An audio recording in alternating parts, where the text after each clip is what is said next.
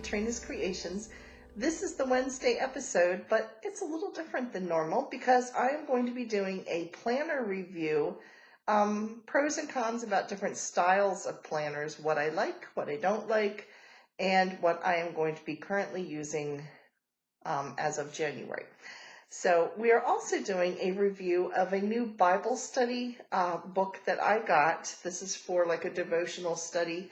They are both by the same author, and here's where it ties in with knitting and crocheting. They tie knitting and crochet into the devotional. So the first one is called Stitched in Christ. They're both by the same author, and it's by Terry Ann Porter. And then the one I am currently doing is the Proverbs 31 Woman, God's Work in Progress. And all of us who are knitters or crocheters always have works in progress. So, so let's get started first with the devotional review. All right, these are the two books that I have that I got from Amazon. They are, again, by Terry Ann Porter. And there are other books that are by other authors that are also knit and crochet related. So let me show you what the inside of this looks like. I'm going to show you this one because this is the one I'm using right now. And it starts off, this is not like a yearly planner. The only thing I did see that I wish they would have changed when they wrote this is that they would have written them as lessons and kind of told you how often you're supposed to do this, because this book is 100 pages long. It ends on page 99 because page 100 is an afterword. But from here up, there's only 1, 2, 3, 4, 5, 6, 7, 8, 9, 10. There's actually only 10 actual lessons. This section from here down is all of a crochet and knitting pattern. Now it is a kind of an interesting pattern. I think this is a picture of part of it on the back here. It is an Afghan, it's a block stitch Afghan based on the Wordless book. The Wordless book, if you're not familiar with it, it's red is for the blood of Christ, and black is for sin, white is for having your soul cleansed,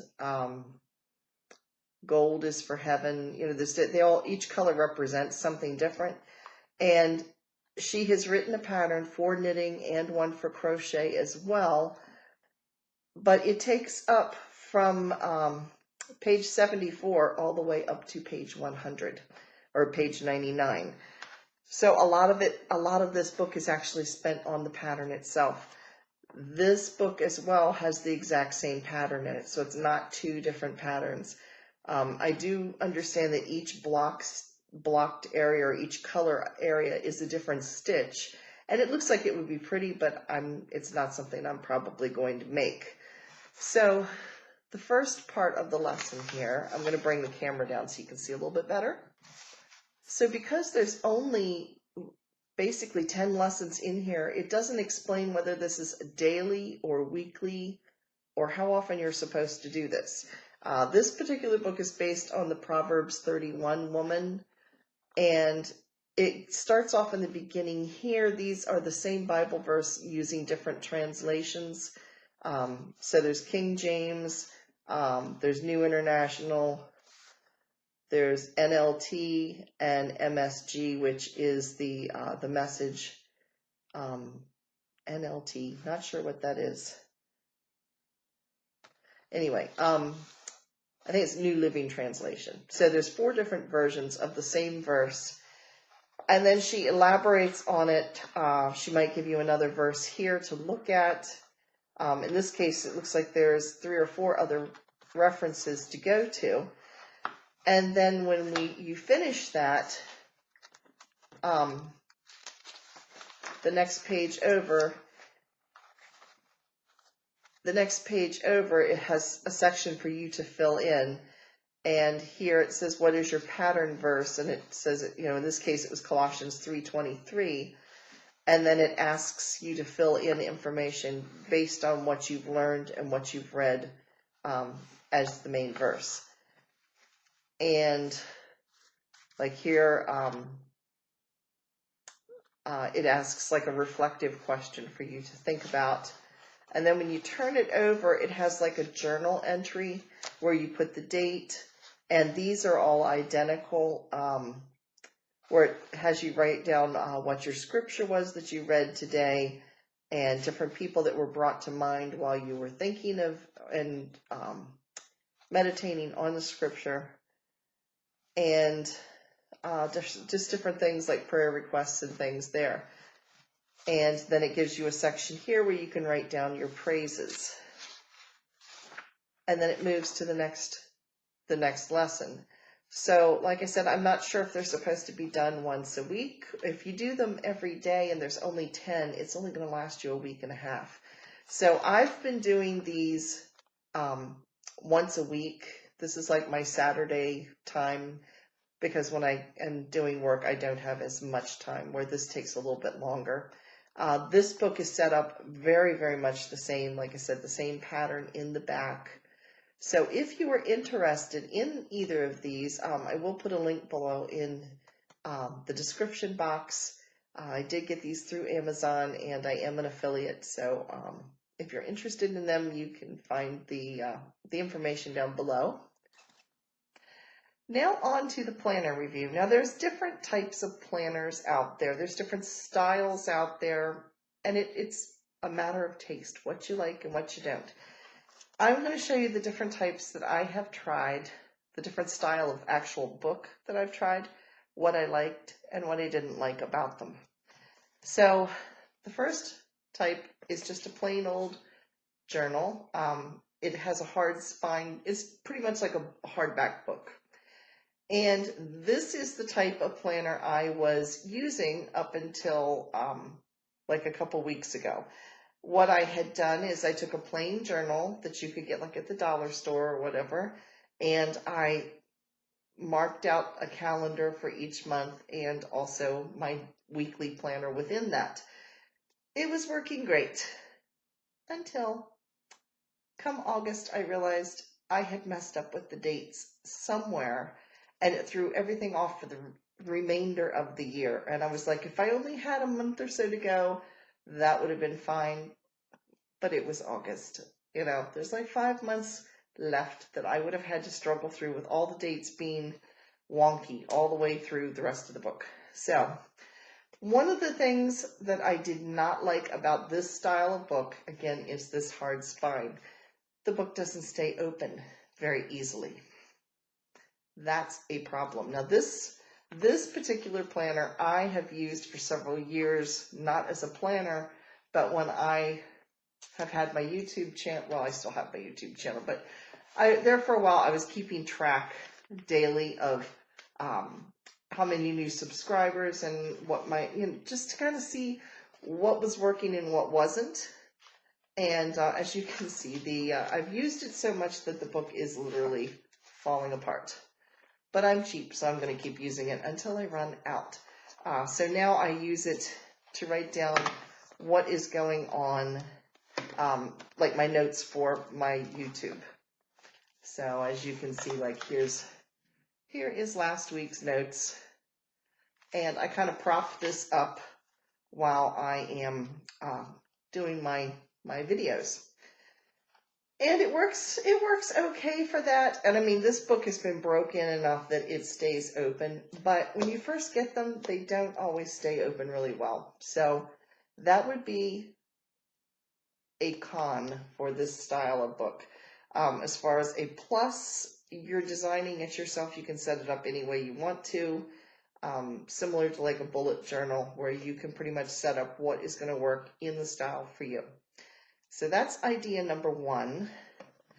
Then there are these type, the 3-ring binders. They come in several different sizes. They come in a full notebook page size, which is like a 9.5 by 11. You know, it's basically the size of a notebook. This particular size is an A5, and I got this quite a few years ago for $2 at a Goodwill store. So you tend to see planners at Goodwills fairly often. And this is actually a very nicely made one. And then I glued on, well, it's missing a few little jewels right here, but I glued on little sparklies because Katrina likes sparkle. And this is what I'm currently using right now. And I've put a zipper in the front. And then I did not buy these tabs that fit this notebook. I bought regular size notebook tabs because it was a little bit cheaper, and I cut them down, and you can see they have like a pocket built into them right here. And then I put the tabs on the outside. Now, I have hand drawn my calendar. And right now I am using up some stuff that I had a couple years ago from the Container Store, a to-do list that is pretty much a to-don't list because I don't use it as a to-do list. I use my planner as a to-do list. So you can see I kind of modified it by making it into days of the week instead. And that's just what I am doing to get me through till the end of the year, when I can transfer over to my new planner, which I'm going to show you. But different tabs that I put in this, because even if I'm using a regular planner, I will probably stick with this as a backup because I have tabs like web information.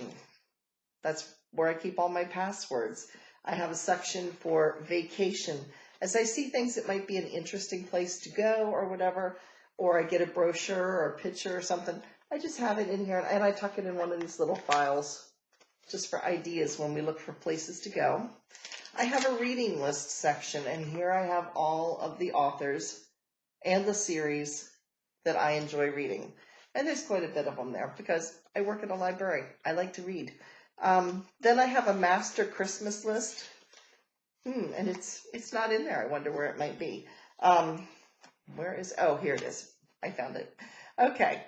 Moment of panic there. I have 11 grandchildren. If I lose track of what I've got in each of them, that could be a problem because my husband and I, little Christmas tip here for shopping, we have like I said, we have 11 grandchildren. We go Christmas shopping a day or two after Christmas for the following year.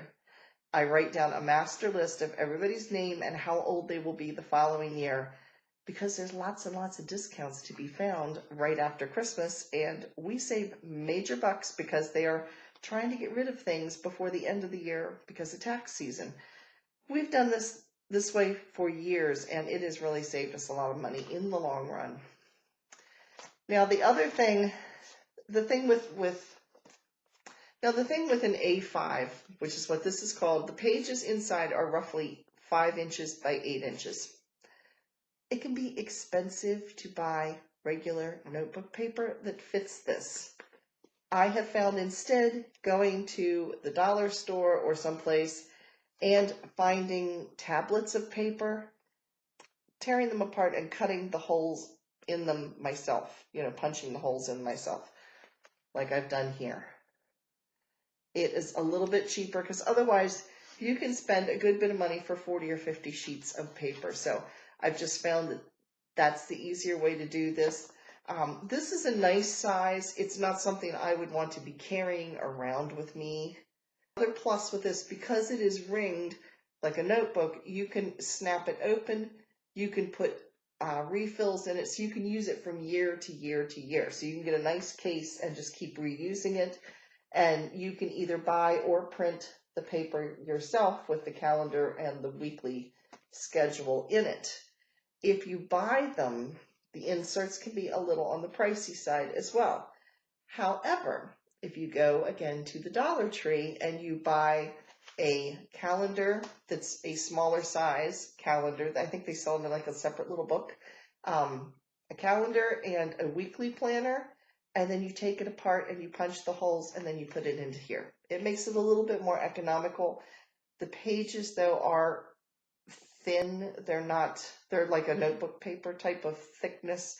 They're not going to be as good a quality of paper as if you spend a little bit more money.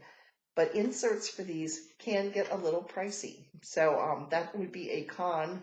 They also can be kind of awkward if you're trying to write in them or you're trying to get them open and you've got stuff because you're balancing it here. It's not a hugely handy size when it comes to, it depends on how much desk space you've got to work on it. If you've got a desk in front of you, this is ideal. Even a bigger one is ideal. But yeah, for if you, in my case, I've got a little rolling cart with my computer on it, and this sits inside it.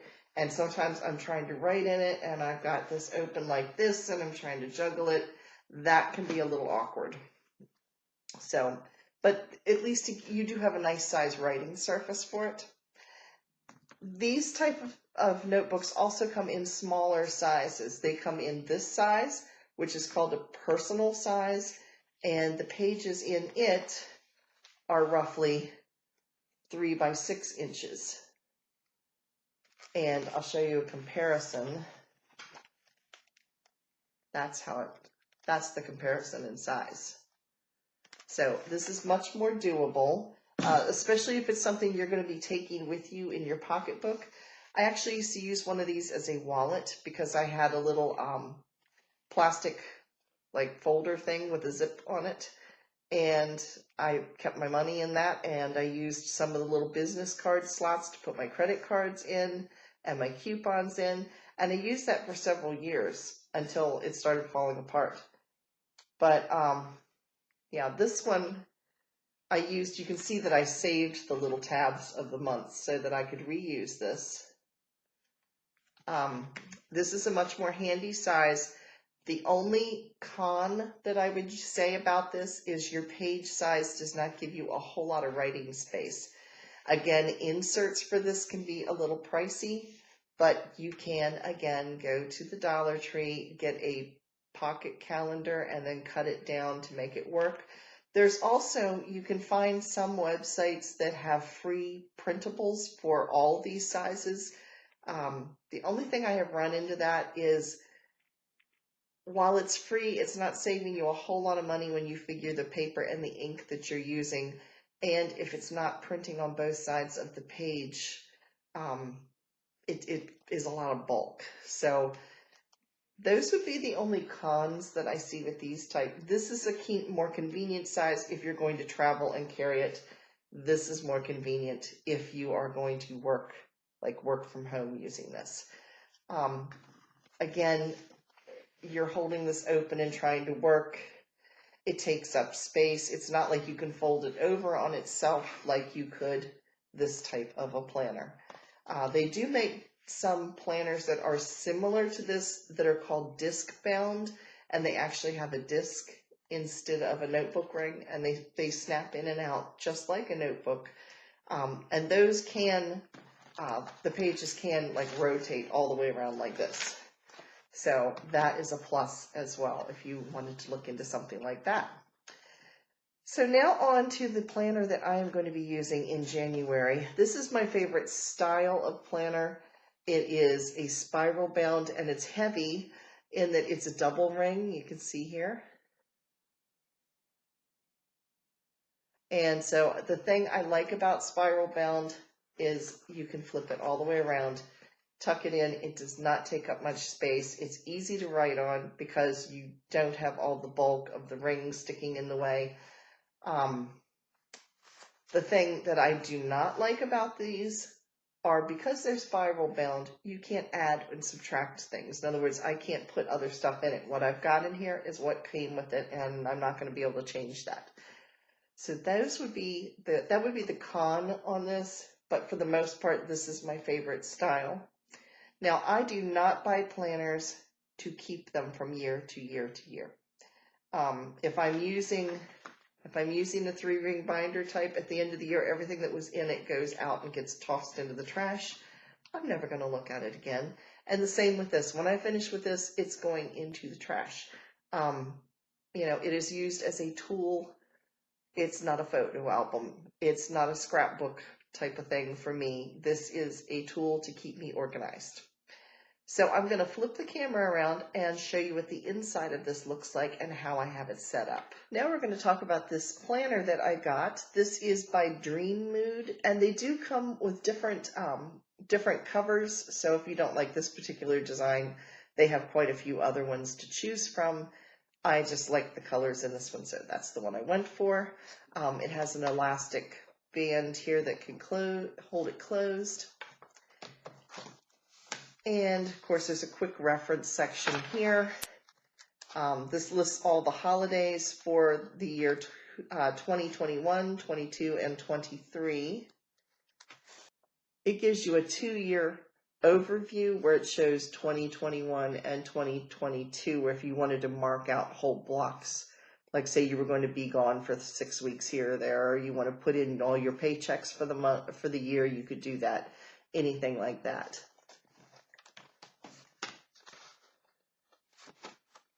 This is a nice, it's a nice, not a cardstock, but it's heavier than your average paper. This has contacts here.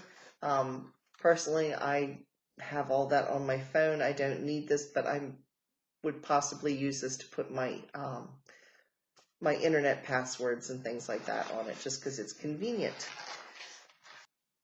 This is their month at a glance, and it is 2 pages, and each of the squares are about an 1.5 inches by 1.5 inches. So it's a good size to be able to write down if you have birthdays or whatever you want to write in here. It does have holidays already marked, and then they've highlighted it in addition.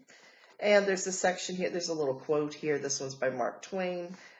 There's a little notes section here, and then it gives you the month before and the month after. Now I am going to flip ahead so you can see. I went ahead and set up 1 week way in the future. This is in September of 2021. So I set it up kind of so you can see how I use my planner. So this is a planner that's set up Monday through Sunday. So it doesn't start with Sunday. It starts with Monday. It has the particular week marked out. You can see it right here. They've got it highlighted so you know which section of the week you're looking at. It has a section here for priorities. And so we have Monday, Tuesday, Wednesday, Thursday, Friday, Saturday, and Sunday. So I've kind of set this up, like I said, I mocked it up because this is like a year from now, well, 11 months from now. And due to the current situation, lots of things could change. So I was careful how much I actually put in here. But I started with, on Friday, September 3rd, my granddaughter and my mother-in-law have a birthday, and it's my parents' anniversary. September 3rd is a very busy day in our family. And so I've written their birthdays here. I also have put them here on the calendar. So anytime I have something important, I write it in red. I don't decorate my planner. I don't put stickers in it or anything like that. I basically use 2 colors. I use either a blue or black and a red. Red would be like for birthdays, appointments, anything I want to make sure I don't forget.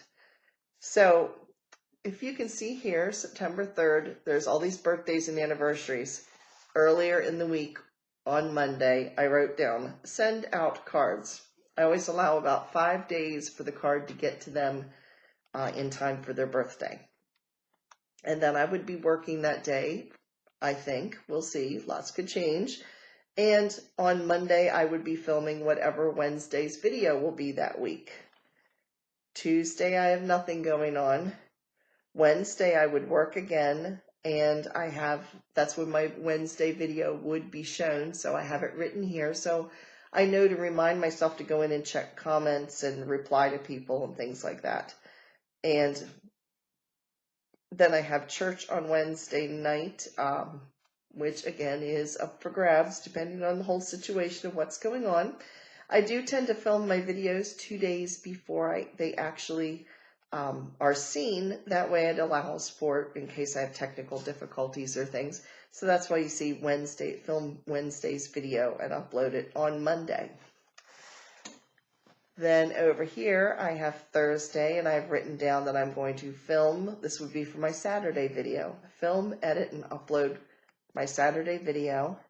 And then Friday, I have all these people's anniversaries and birthdays, so I have them in red again so I can remember to call them and wish them a happy birthday or anniversary. And then Saturday is my video, so I know it's here, so I need to remember to go in and reply and check comments and things. And then Sunday, we have church.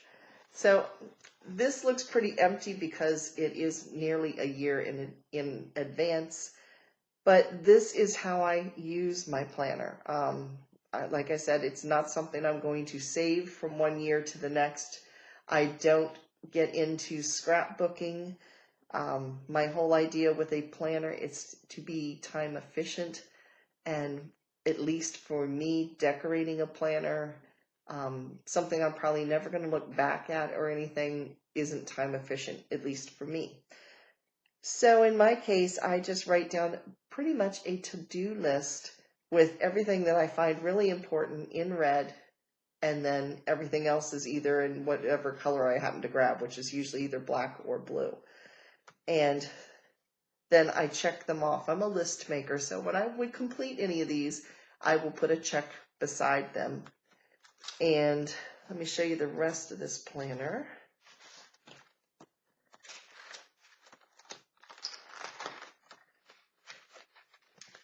This is the very back, and it has a paper that's kind of coated. The front actually has the same type of paper.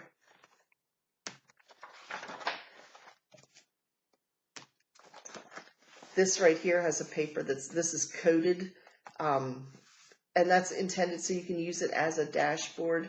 And a dashboard is to put post-it notes and things on it with like reminders of really important, urgent things that you need to get taken care of. So this is referred to as a dashboard, and it, like I said, it has a coating so things go on and off of it very nicely. The back here has another one, and then in the back it has a little map with time zones and things like that. And then it also has a pocket in the back here, which is nice if I wanted to tuck in a little, like a small pamphlet or something like that that had information in it. Like maybe if I had a larger Christmas list or something, I could tuck that in here. The front and the back cover, this is a heavy cardboard. You can see it's thicker. You can see it's pretty solid. So I am very happy with it. I think it is currently selling for $10.99. I got it for $8.99. And it does come with different covers if you like a different design instead, but the inside I think are all pretty much the same. And so that is my new planner for this next year, and I'm looking forward to using it. And so if you are interested in this particular planner, you can click the link down below, and that will take you over to it, and you can check it out over on Amazon. So that is the planner video and Bible devotional for this week. I hope you found them enjoyable, and I will see you again on Saturday. Thanks for watching, everybody.